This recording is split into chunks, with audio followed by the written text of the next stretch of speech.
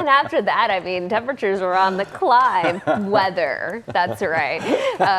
Perfect ice cream eating weather anytime, right? And do prepare for that freeze. I know for us, we put some of our plants out today just so that they could get some sunlight. Make sure to bring them back in before the sun sets as those temperatures do drop. Rain is expected this weekend and again next week. Then we're warming into the 60s. Yeah, I have freezing temperatures and 60s all in the forecast. Right now, UNT looking at a beautiful blue sky.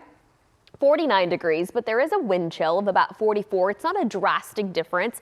That's because our winds are relatively light, anywhere between 5 to about 10 miles per hour. That's what's really helping keep this chill in the air. And the light winds, the clear skies, the dry air in place, it's a perfect combination for another very cold night. So when we're talking about low temperatures, this is what it'll look like. Tomorrow morning, 26 degrees in Fort Worth, 29 in McKinney, about 28 in Decatur, 27 in Dallas. So these temperatures are going to drop to about freezing at about midnight, 1 in the morning, and then they'll continue to drop a few more degrees before sunrise. High temperatures, though, over the next several days are on the climb. 56 degrees on Friday, 58 on Saturday.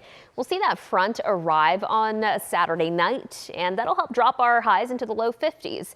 Either way, no Arctic air in North Texas here over the next week or two. Really through the end of the month, it's looking pretty good, but it is going to be on the cool side, especially when we're talking about morning temperatures. Still above freezing, but cool. Here's how the pattern is changing. That air, that cold air is staying to the north. Meanwhile, we have this area of low pressure that's going to dig into the Four Corners and eventually over Texas. This is what brings an unsettled pattern back into the area, not only for us this weekend, but into next week as well. So that's what's going to bring our next round of rain.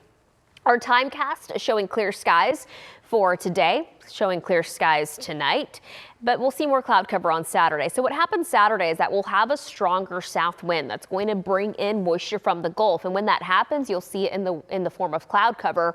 Our next front that arrives Saturday night, and that's going to interact with the moisture that's in place, and that's what brings us our next round of rain. Right now, it looks like Saturday stays dry, but Saturday night, we'll start to see a bit of that activity towards the southeast.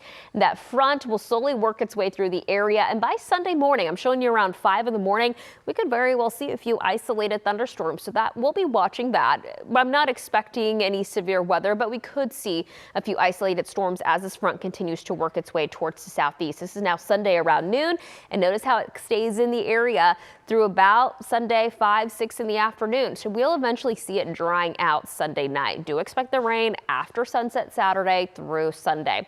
As of now, we do still have added rain potential in the forecast for next week. Whenever you look at weekend rain through next week, it looks like we could pick up anywhere between ½ an inch to 1 inch of rainfall. We could even see slightly higher amounts towards the southeast.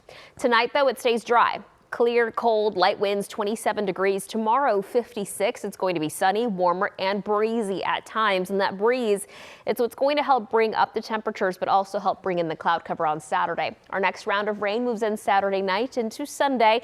And then next week, we're looking at highs in the 60s, morning lows that are still on the cool side in the 40s with more rain middle part of next week.